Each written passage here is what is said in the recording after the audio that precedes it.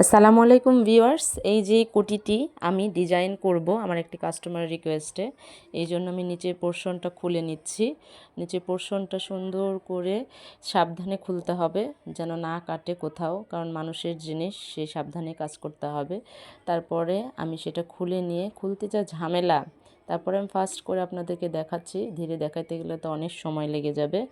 তারপরে আমি এই কোটিটা খুলে নিলাম, নিয়ে তিনি বলেছে 5 ইঞ্চি কেটে ফেলতে, তাই আমি 5 ইঞ্চি মাপ নিয়ে এই যে দেখুন কেটে ফেললাম।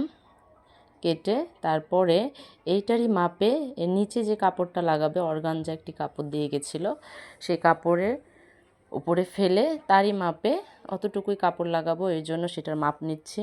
নিয়ে কেটে নিলাম। কেটে নিয়ে এই যে এখন মেশিনে বসে পড়লাম। বসে নিচের পোর্শনে এই অর্গানজা কাপড়টা মেশিন দিয়ে সুন্দর করে লাগিয়ে নিলাম। লাগিয়ে নিয়ে সুন্দর করে ব্যাক স্টিচ দিয়ে আবার সেলাইগুলো মজবুত করতে হবে যেন না খোলে।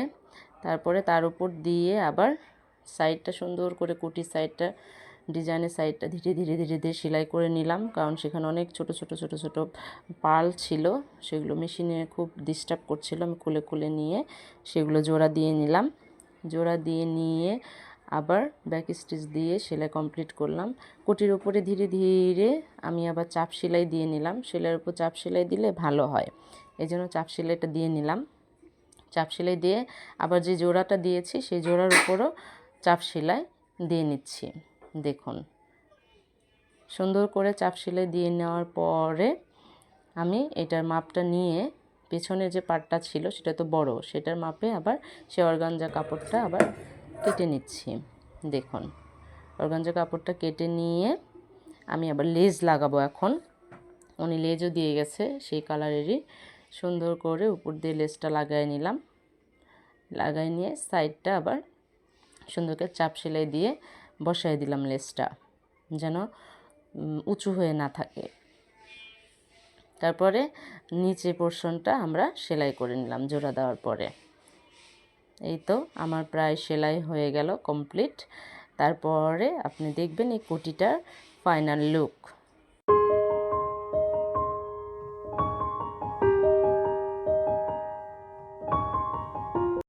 পুরো কোটিটা কত সুন্দর লাগছে দেখুন। প্রথমে ভেবেছিলাম ভালো লাগবে না, তারপর দেখুন বোরকাটার হাতাও উনি আর অর্গানজা কাপড় এবং লেজ লাগিয়ে নেবে, এই জন্য আমি সেটার হাতাও 5 ইঞ্চি কেটে নিলাম।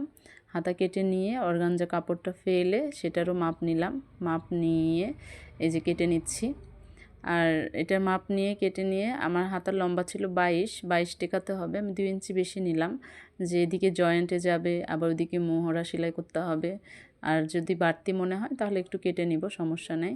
দেখুন মাপ নিলাম, মাপ নিয়ে আমি এখন এটা কেটে নিব। এই তো কেটে নিলাম। কেটে নিয়ে তারপরে আমি লেজ লাগালে কেমন লাগবে এই জন্য উপর দিয়ে দেখাচ্ছি আপনাদের কেমন লাগে।